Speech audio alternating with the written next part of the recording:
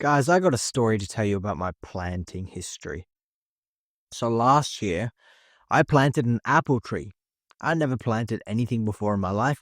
So last year, I decided to, get in touch with my uh, nature side, my green thumb, if you will, and I decided to plant an apple tree. I killed that thing in like 5 days, man. It was ridiculous. Like, I put all the water and mulch, but for whatever reason, that thing died in like 5 business days. So I learned two things from that whole experience. Number one, I can't plant to save my life. But number two, planting is a lot like investing. Now, you shouldn't try and kill your investments like I did, but the overarching idea of planting is about giving things time and nourishing what you have planted. And that has a perfect parallel to the concept of investing. You see, when I first got started, I had a horrible case of portfolio checkitis. Now, this is a very specific condition where a person has the tendency to check their portfolio every 5 seconds. And I had a chronic case. So when I first got investing, I used to check my portfolio every 5 seconds. It was ridiculous. We know that good investing doesn't happen in 5 seconds. It's the long game. And I knew this, but when it gets down to business, I couldn't escape the fact that my money was being invested in real markets and in real stocks, and it was going to go up and down.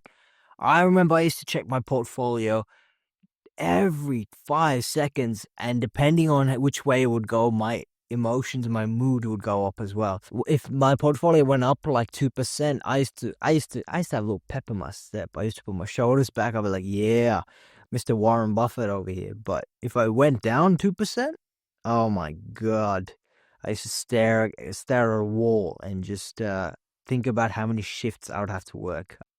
Point being, investing takes time. You have to think long term.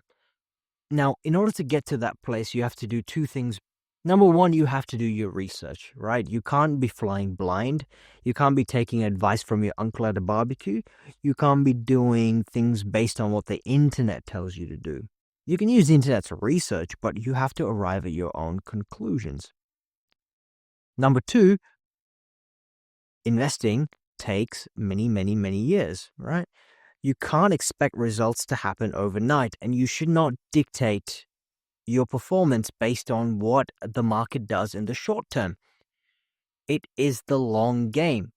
Every compounding table in the world will tell you this, right? As the great Charlie Munger has stated, don't unnecessarily interrupt the process of compounding.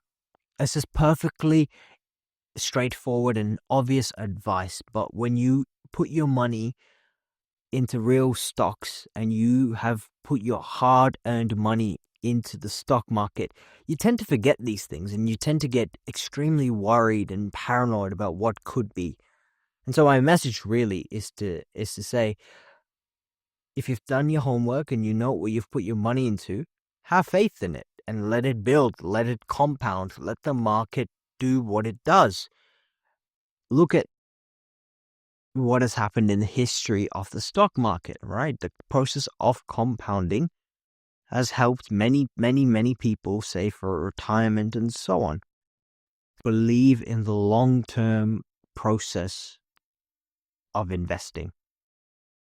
All right. So thank you for listening, guys. Hopefully you found it helpful. Give it a like if you found it helpful. Subscribe. I'm going to do more videos. It's kind of cool, actually.